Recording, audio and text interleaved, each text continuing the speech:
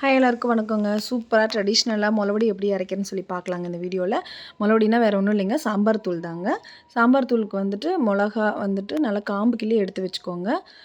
அளவு எல்லாமே நான் சைடில் கொடுத்துருக்கேன், செக் பண்ணி பார்த்துக்கோங்க. எல்லா பொருளுமே வந்துட்டு வாசனை வர அளவுக்கு வறுத்து எடுத்துக்கணும். ரொம்ப நேரம் கருக விட்டுறக்கூடாது. நல்லா வாசனை வர வரைக்கும் வறுத்து எடுத்துக்கலாங்க. ஒரு பொருளையும் பொறுமையாக நிதானமாக தாங்க வறுக்கணும். பெருங்காயம் கட்டி பெருங்காயம் எடுத்துக்கணும், தூள் எடுக்கக்கூடாது. கல்லுப்பும் கருவேப்பிலையும் நீங்கள் தேவையான அளவு போட்டுக்கலாம்.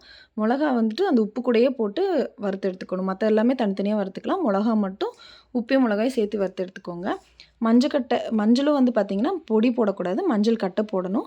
எல்லாத்தையும் வறுத்ததுக்கப்புறம் மஞ்சள் ஒரு கட்டையாக நம்ம கொட்டி எடுத்துக்கணும்.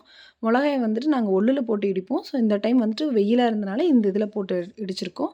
இடித்து எல்லாமே கொடுத்து அரைச்சதுக்கப்புறம் ஆற வச்சு அதுக்கப்புறம் லாஸ்ட்டாக விளக்கெண்ணெய் ஊற்றி பிணைஞ்சு வச்சுக்கணும். அப்போ தான் 1 இயர் ஃபுல்லாக வரும். நாங்கள் எப்பவுமே 1 இயருக்கு வச்சுக்கோம். 1 வருஷம் இருந்தாலும் டேஸ்ட்டும் மாறாது, வாசனையும் மாறாதுங்க. நீங்களும் ட்ரை பண்ணி பாருங்கள். இந்த வீடியோ பிடிச்சிருந்தா லைக் பண்ணுங்கள், ஷேர் பண்ணுங்கள். தேங்க்யூ ஃபார் வாட்சிங்.